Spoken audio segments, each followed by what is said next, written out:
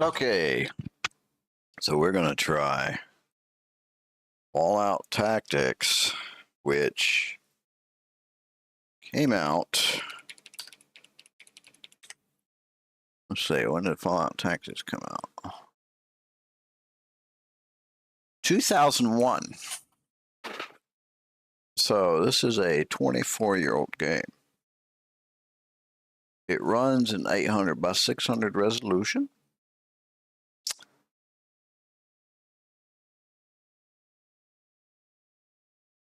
It's a turn-based, real-time tactical role-playing game set in post-apocalyptic Fallout universe. I don't know if it's going to stream well or not. We shall see. 24-year-old game running on, hardware. This new is going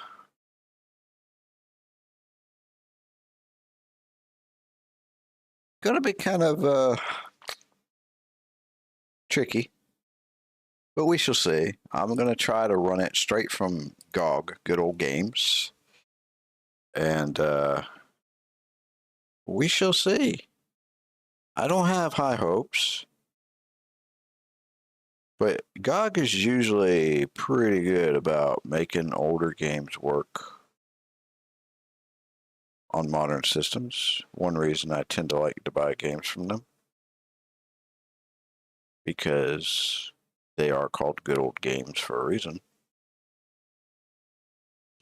And if you're like me and modern games just don't really do it for you as well, they're a great resource because you can get games that normally you could get elsewhere, but they're not going to be set up to work on modern stuff. And not everything on GOG works right out of the box. Sometimes you got to go through hoops. So we shall see how difficult this is. So let me get everything set up here. Make sure my stream is running good and smooth.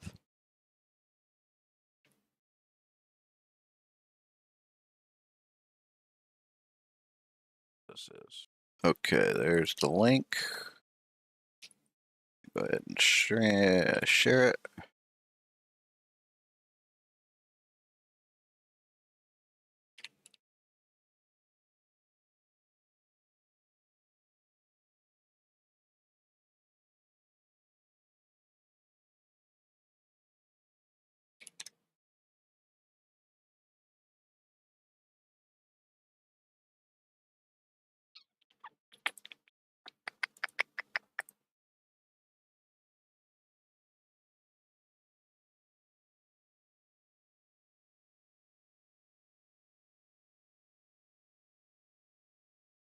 All right, the link is up on my X page. Stream seems to be working well. Do.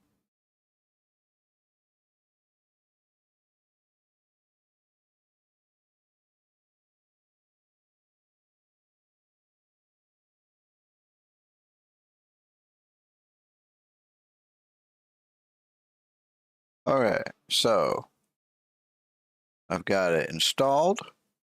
Got it set up to run at 800 by 600. Check the tech support thing really quick. Just, oh God, they're not going to have anything about this on here, are they? I seriously doubt they'll have anything about Fallout Tactics.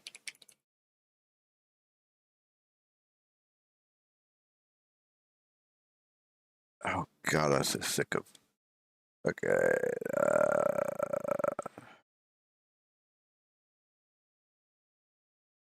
Nothing about high resolution. Okay. All right, so we're just going to try it. Let's check the README, see if there's anything in the README. Blah, blah, blah, blah, blah. Good Lord. These legal notices, man. Okay. Now, when it starts, I'm going to shut up so y'all can hear the intro. An American army is fighting for 1941, a date which will live. Note that the first atomic bomb was dropped on Hiroshima. These forces met their mark. We have declared the war in Vietnam. But we don't plan to surrender either. We are going to win. Proportions and would lead to World War III. Allied air forces began an attack on military decide that in the 21st century that America... March 5th, 2052, the United States has officially closed. The United States will go ahead with a national quarantine. The new plague virus. Disaster sweeping stands.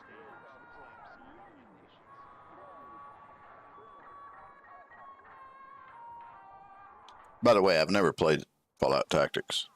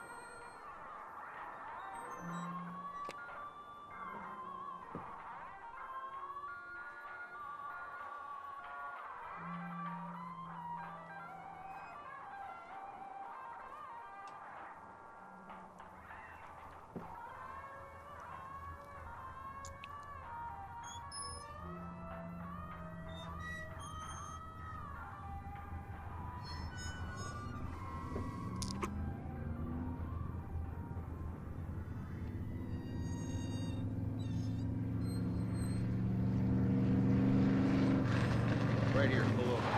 All right, ain't nothing in there.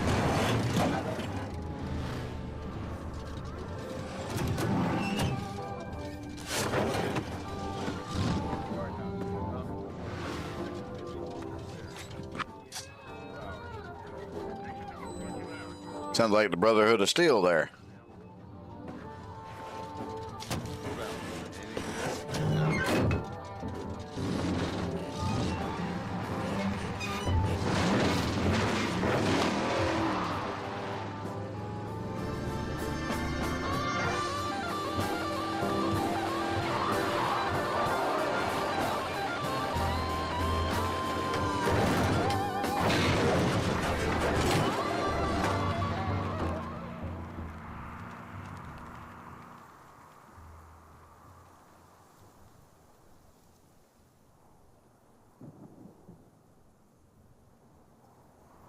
If they don't say war never changes somewhere in this, I'm going to be upset.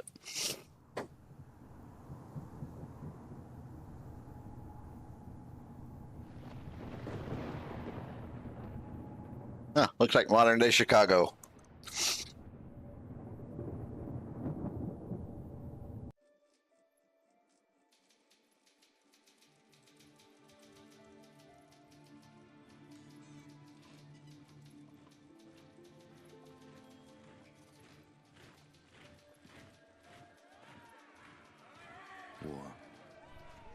War never changes. There it is.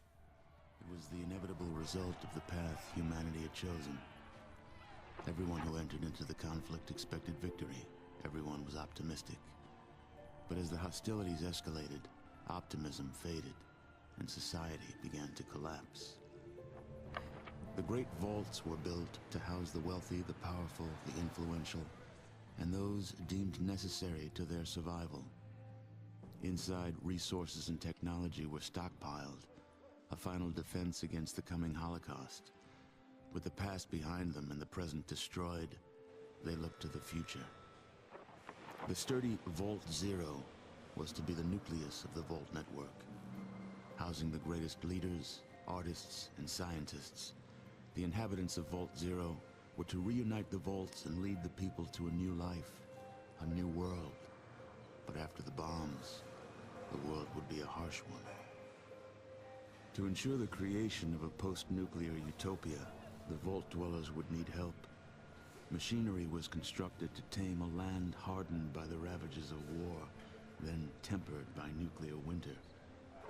But plans were barely in place when the first missiles left the silos. During the destruction, communication between the vaults ceased. Entire vaults were lost. Those that survived were on their own. Not all vaults succumbed to the machinations of war. On North America's west coast, one group of military vault dwellers emerged almost unscathed. They surveyed the wasteland and squared their shoulders for the task ahead. These dedicated survivors salvaged the technology from the vaults, technology that was studied, replicated, and fiercely guarded. For they knew that while their power came from numbers, their future lay in scientific knowledge. In time, they formed the Brotherhood of Steel. The Brotherhood used their knowledge to drive back the atrocities of the wasteland, proclaiming themselves the technological saviors of mankind. They scoured the land in search of more technology, raiding mutant camps, bandit towns, and the broken remains of other vaults. But even they could not keep pace with the high tolls demanded by life in the wasteland. The Brotherhood found themselves at odds with their need for new blood versus their code of technological secrecy. The debate was lengthy. Finally, the Elders ruled against sharing the technology with outsiders, convinced that they would endure as they had before. Further discussion was discouraged, and the Elders ordered the minority on a mission across the wastes. Super mutants, the foot soldiers of a conquered army, had been forced into a retreat across the mountainous barrier to the east. The Brotherhood constructed airships and dispatched the minority to track down and assess the extent of the remaining super mutant threat. But disaster struck while crossing the Great Mountains. A great storm gripped the main airship and flung it far from its course. The mighty ship was badly damaged. The smaller sections were torn from the main craft, never to be seen again. Many of the expedition's leaders were lost to the winds. The fraction of the crew that still survived struggled to keep their ship aloft before finally crashing on the outskirts of a once thriving metropolis, a city once called Chicago. Broken, scattered, and scarred, they took stock of the situation and once again squared their shoulders to the task ahead.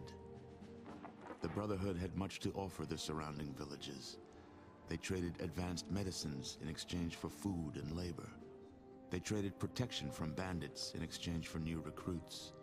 In time, their ranks began to swell. Separated by distance and ideology from the main Brotherhood forces, the minority was free to forge a new Brotherhood of Steel, one that reflected the ideals they had strived for all along. However, one's future in the wasteland is never certain, for an old power has awakened, also bent on making this land its own. Life in the Brotherhood is about to change. All right.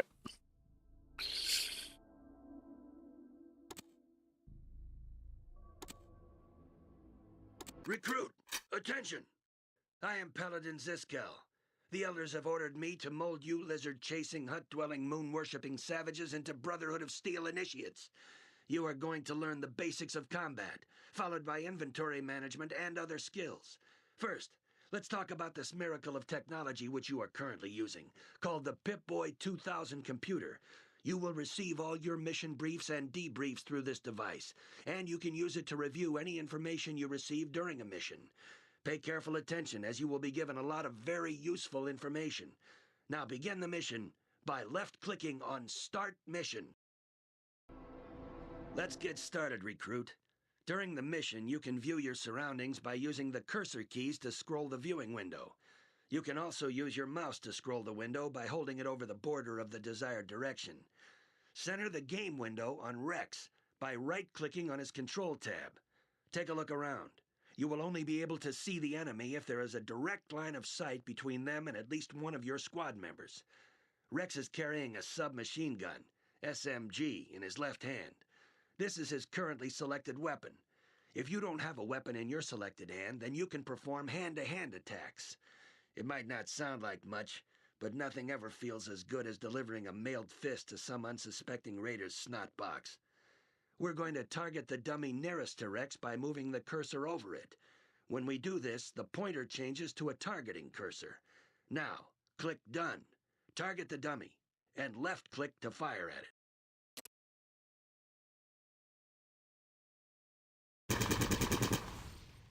To make Rex move, you must left-click on the location you want him to move to. If you hold the Shift key down when you left-click, Rex will run to that location. Now move Rex to the Training Station 2 by left-clicking on the area of floor marked 02.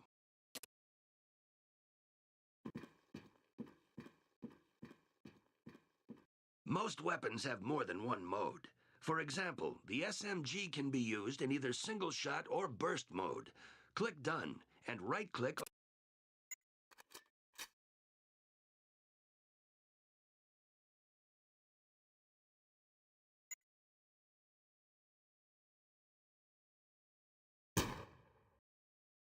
Every character in the game has an inventory associated with them. Close this window and look at Rex's inventory by left-clicking on the button marked INV in the panel in the bottom right. The inventory window will list all the items that a character is currently carrying. You can get additional information on any item in the inventory by left-clicking on it. Rex currently has ammunition for the SMG and is also carrying a knife. When you have a squad of characters, you can redistribute items amongst them by opening a character's inventory and dragging items to the other characters or their character tabs. But this only works if the characters involved are close to one another. Close this window and drag the knife down to Rex's right hand to get him ready for a melee attack. After you have equipped Rex with the knife, close the inventory.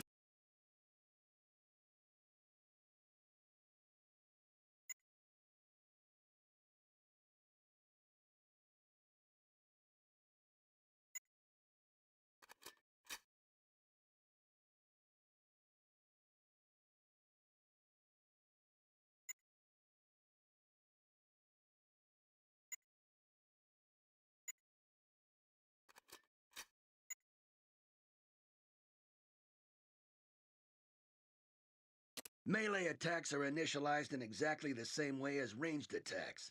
Select the knife as your chosen weapon by left-clicking on it in the hand slot. Right-click on the dummy at Training Station.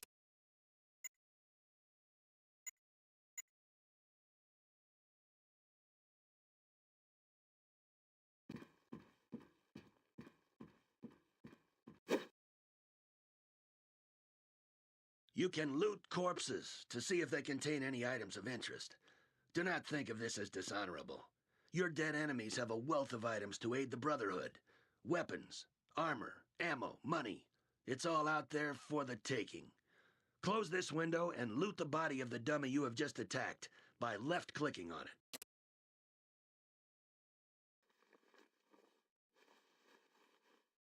This window shows two inventories. On the left side of the screen is Rex's inventory. On the right side of the screen is the inventory of the dummy, which we are going to loot from. Take the key from the dummy by left-clicking on it. The key you have found is one of many unbelievably useful objects littered around the wastelands. You must use it to unlock the door to the next room. Left-click on the door, and Rex will walk up to it and unlock it. Now, left-click on the door to open it, and walk through the...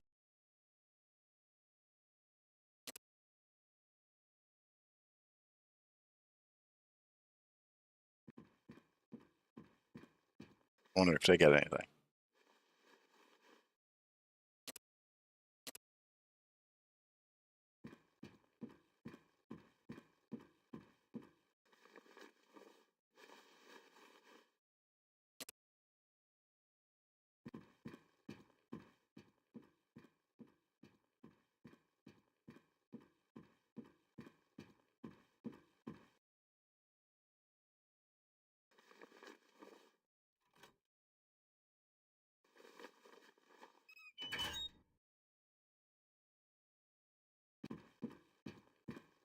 Many items in the world are in containers, hidden from prying eyes and sticky fingers. These objects can be identified because when you move the cursor over them, it will change into a yellow target. The locker on Rex's right contains some items, all of which will be of use to you. Left-click.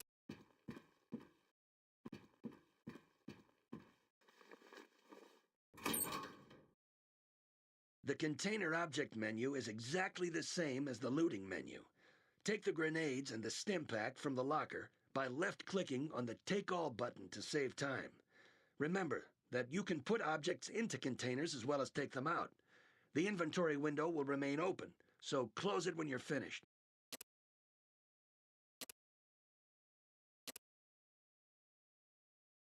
The final type of weapon we will cover is the thrown weapon. Drag one of the hand grenades from your inventory into your right hand. Your right hand should still be your selected hand, but if not, then left-click on it. Grenades do damage to all characters within a radius of effect. Right-click on one of the dummies at the far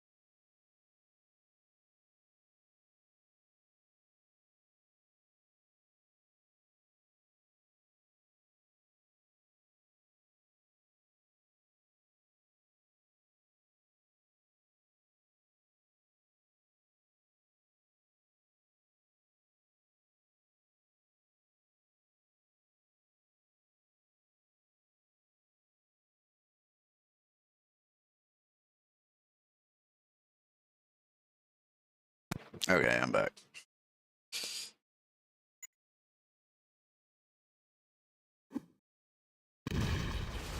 Now, open the next door and mosey in a military manner to Training Station 5 in the next room.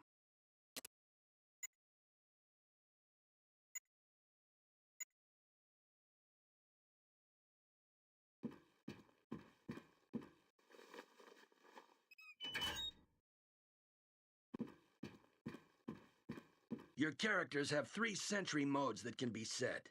These are selected using the buttons to the right of the right-hand slot. 1. Off. Only attack when specifically told to do so. 2. Defensive. Report back to the squad leader whenever an enemy is sighted and defend yourself if attacked. 3. Aggressive. Attack any hostile creatures if you have more than a 33% chance of hitting them. The attack threshold can be changed by right-clicking on the button. Now select the SMG and put Rex into attack mode by left-clicking on the aggressive button.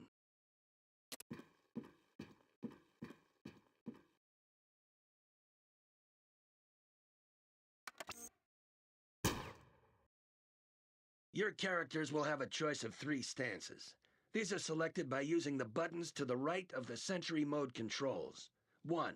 Standing. Well, this may be new to some of you tribals. Standing upright has been around for years. It's also the default mode and the only mode where the character can run. 2. Crouch. This is useful for getting under low obstacles. It also gives the character a higher chance to hit the enemy with guns because the weapon is held steadier. Crouching is also useful if there aren't any toilets around. 3. Prone. This is useful for getting under very low obstacles. It also gives the character the highest chance to hit the enemy with guns. Some weapons, such as the knife, cannot be used when prone. But watch out, you are much more susceptible to melee attacks when prone. Now, crawl through the low doorway to train.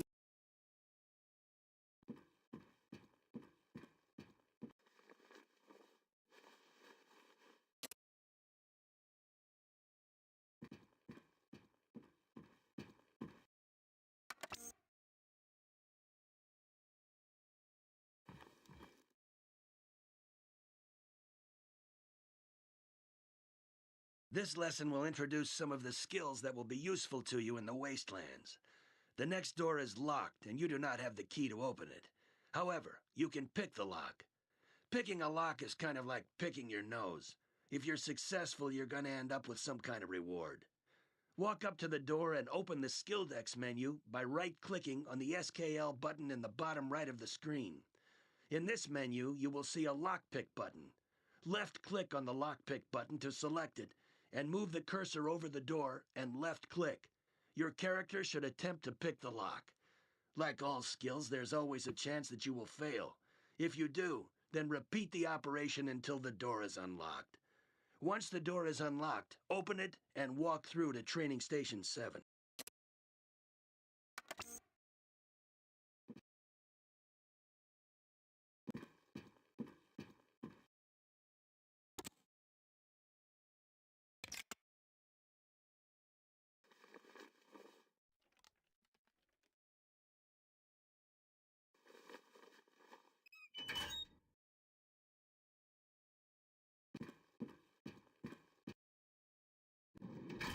Let's move on to Stealth. The next door is closed because it is equipped with a motion detector that will keep it that way as long as it detects movement in this room. Your chance to sneak is improved when your character is crouched or prone, but remember, you cannot sneak while running. Also, certain types of bulky armor will reduce your chance to use stealth. Now, use the sneak skill.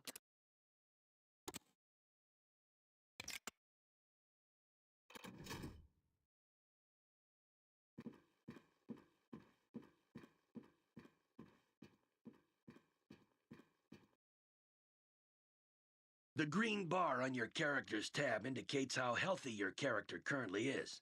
Your health can be restored by using the stim pack which you found earlier. This object can be used to restore health directly by double left-clicking on it in the inventory window, or drag it into one of your hands and select it so it can be used on yourself or fellow party members. Use it on yourself now by double left-clicking on it.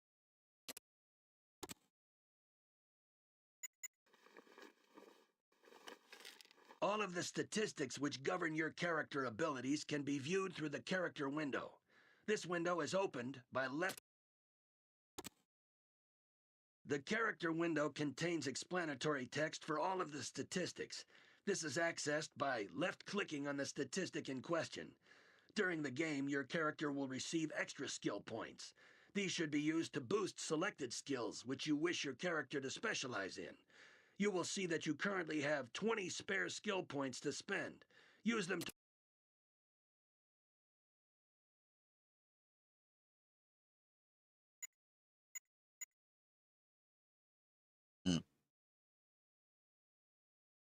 Oh, okay, go here.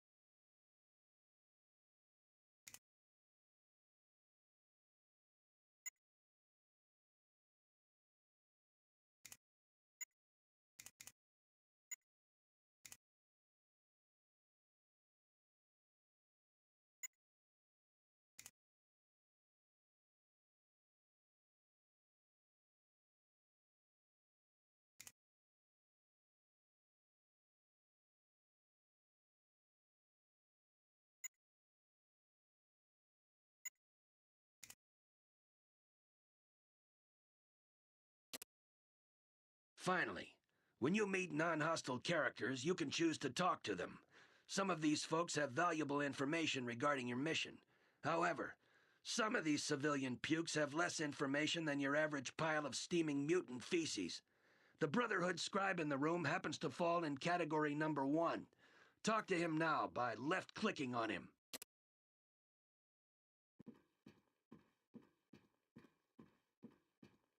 Congratulations on getting this far, my son. You have completed this tutorial. Now, walk through the last door into the adjoining room. There you will be given access to a bath and a new mission.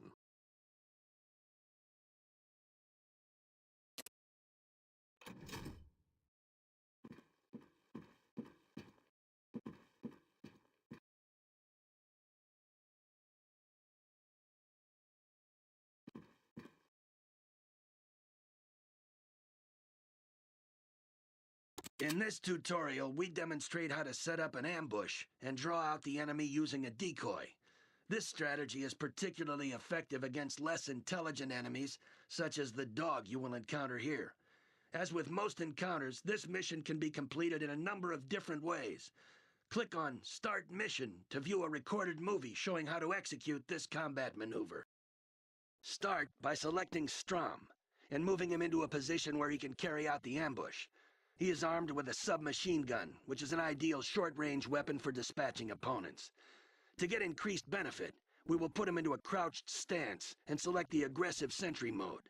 Next, select Doc and run him to a point which is far enough away from the dog so that he can avoid damage, but close enough to attract its attention.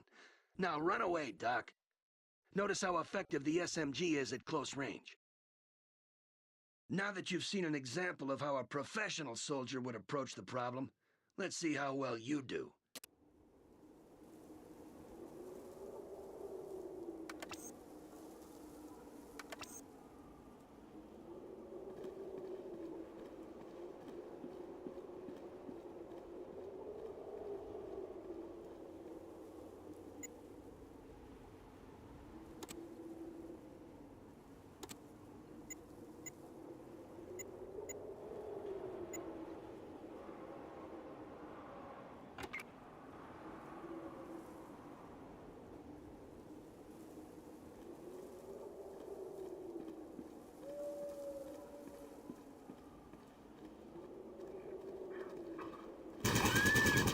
How do you get it to run? But remember that in the field, your opponents will often be more resourceful and better armed. Hold on a second. Tutorial start now that you've seen an example of how a... Let's see how to... Okay, that's how you get it to run. Okay.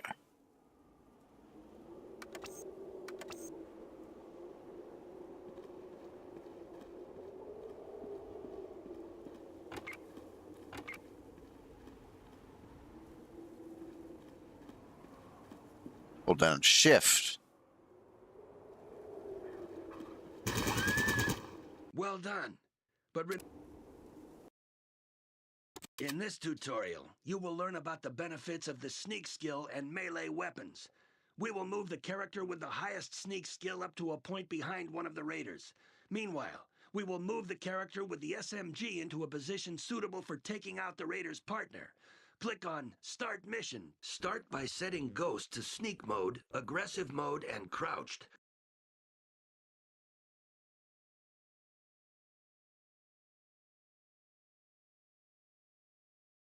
Walk him into the hut, hugging the back wall to maximize your chance of sneaking, and come up behind the leftmost raider. Meanwhile, set Strom to Sneak Mode. Crouch and walk him into the tent, trying to stay behind the low barriers.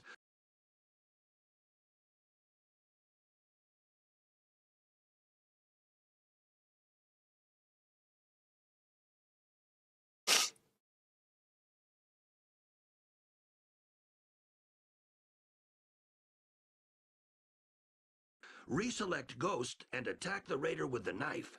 Meanwhile, reselect Strom and attack the other raider with the SMG. Now that you've seen an example of how a...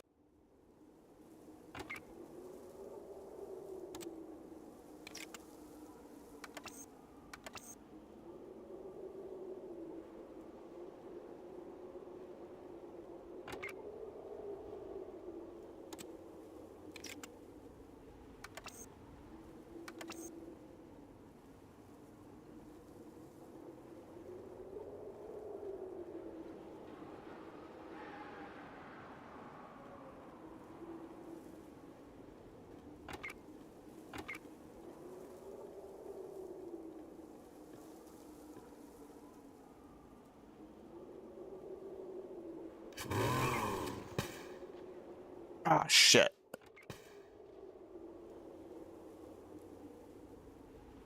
Why isn't he? Congratulations, recruit. You're starting... In this tutorial, now that you've seen it...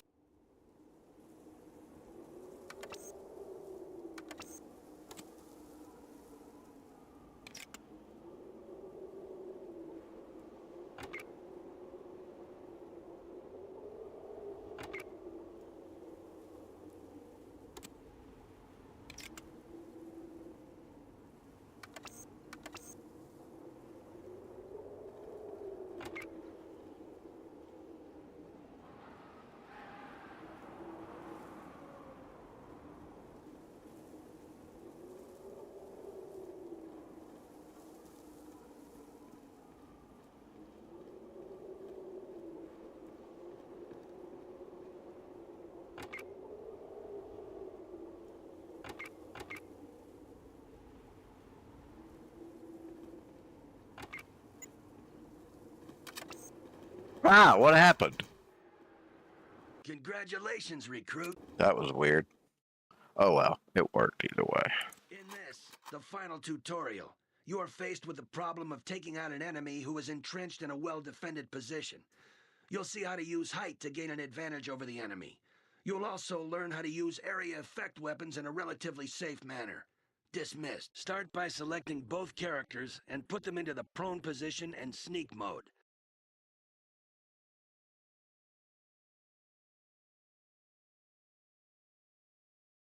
Now, select Bullseye and move him to the top of the lookout tower to provide cover for Boomer. Whilst he's moving, select Boomer and get him to crawl around the other side of the bunker.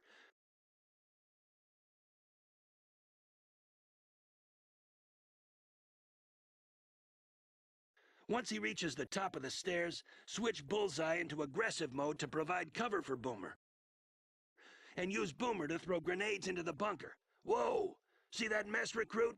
Well, guess who's gonna clean that up later? Now that you've seen an example of how a professional soldier...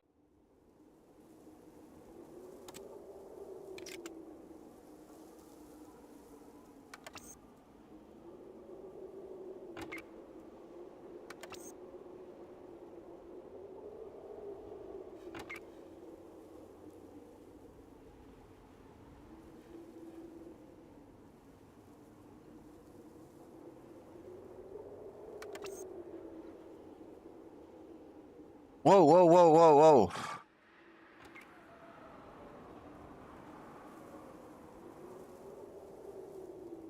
Why is he doing that?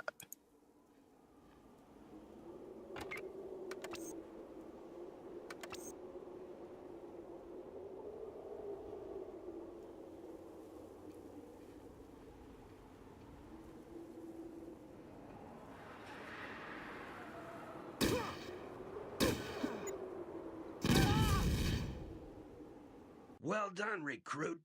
You have...